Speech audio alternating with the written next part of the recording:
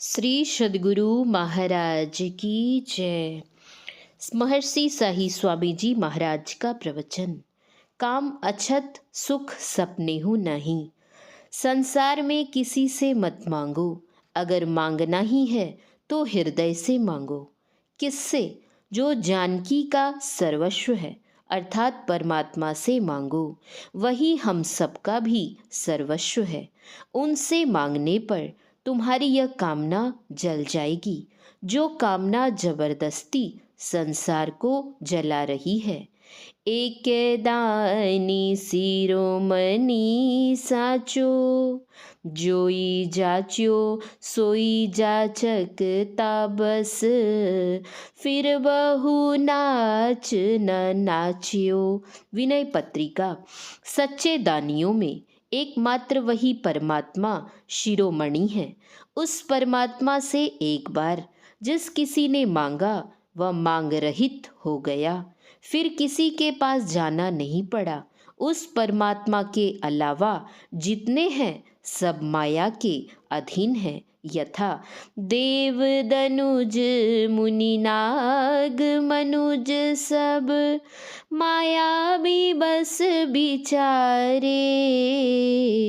तिनके हाथ दास तुलसी प्रभु, कहा अपन पोहारे।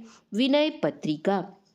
कहने का मतलब हम सदा के लिए मांग रहित हो जाएं, इसलिए एकमात्र परमात्मा से ही मांगे। लेकिन परमात्मा से क्या मांगे, यह भी विचारणीय विषय है। क्या संसार की चीज, संसार की वस्तु चाहे कितनी भी क्यों ना हो जाए, परंतु कामना नहीं जाती है। अगर किसी को प्यास लगी है तो उसे जल ही पीना पड़ेगा। जल के अलावा कुछ भी हो, चाहे वह तरल पदार्थ दूध ही क्यों ना हो, उससे प्यास नहीं बूझ सकती है। उसी तरह धन दौलत से आज तक कोई सुखी नहीं हुआ है। अपने देश में ही ऐसे भी राजा हुए हैं जिनका आधिपत्य संपूर्ण पृथ्वी पर था, किंतु फिर भी वे सुखी नहीं हुए। यूनान का बादशाह था सिकंदर, बड़ा लड़ाकू था। उसने एक देशों को जीतकर बहुत धन संपत्ति जमा की थी। इतना होने पर भी संतुष्टि नहीं हुई, तो विश्व विजय के लिए निकला। पहले अपने गुरु अरस्तु से आशीर्वाद लेने गया। उसके गुरु ने कहा, जब भारत जाओगे तो वहाँ के लोग धन जन विद्या बुद्धि सब तरह से संपन्न है, किंतु सुख मानते हैं त्याग में। यह त्याग वाली बात अपने देश के लिए बड़े गौरव की है, और यह अभी भी है। इस सत्संग का जो आयोजन हो रहा है उसी का तो नमूना है। जिस दिन त्याग वृत्ति चली जाएगी उस दिन धर्म का लोप हो जाएगा। सिकंदर कई देशों को जीतते हुए भारत आया। जब पंजाब को जीतकर आगे बढ़ने लगा तो उसे पता चला कि रावी नदी के तट पर ऊंचे दर्जे के एक महात्मा रहते हैं। सिकंदर को अपने गुरु की बात याद आ गई। सोचा कि गुरु के वचन की परीक्षा लेनी चाहिए। एक सोने के बड़े थाल में हीरे जवाहरात, सोना चांदी, ऊनी रेशमी वस्त्र लेकर गया महात्मा जी के दर्शन करने।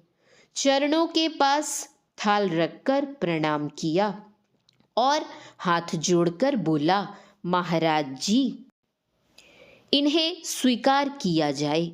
महात्मा जी बोले, मुझे इन सब चीज़ों की कोई ज़रूरत नहीं है, ले जाओ इन्हें।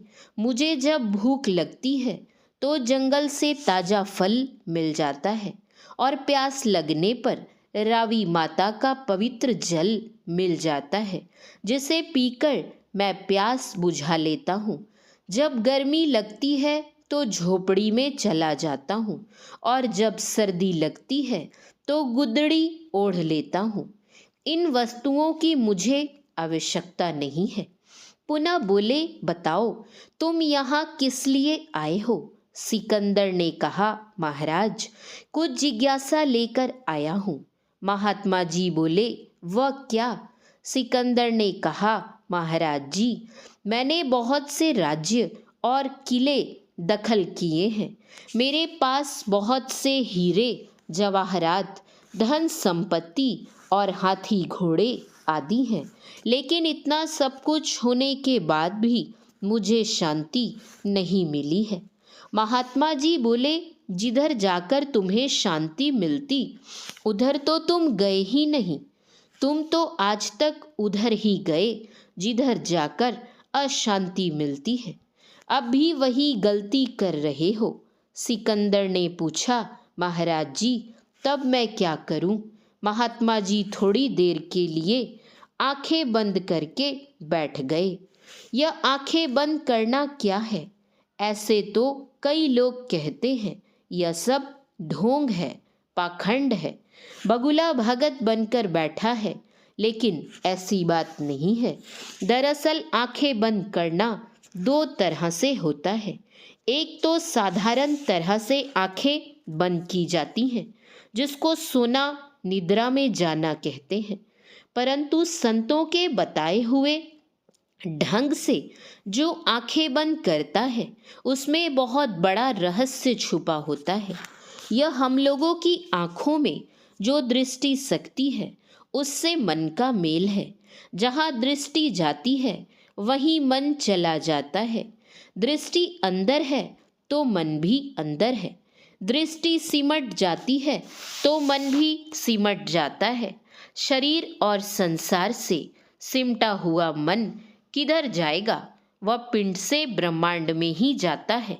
जिसका मन पिंड से ब्रह्मांड में चला जाता है, उसको जानने के लिए कुछ बाकी नहीं रहता है। यथा 14 तबक का हाल आया हो तुझे जरूर, गाफिल ना हो ख्याल से होशियार देखना। तुलसी साहब।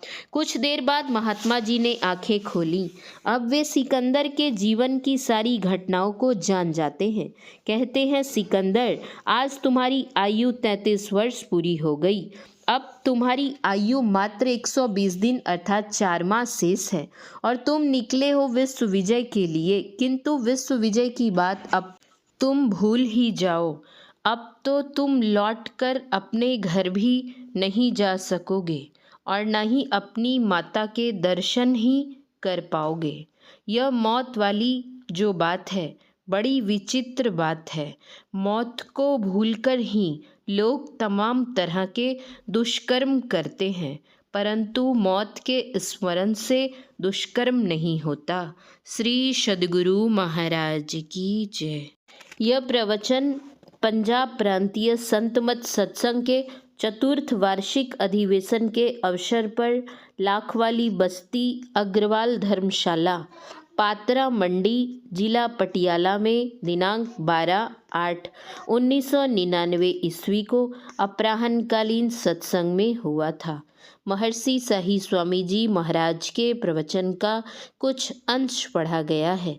श्री सद्गुरु महाराज की जय। श्री सद्गुरु महाराज की जय। श्री सद्गुरु महाराज की जय।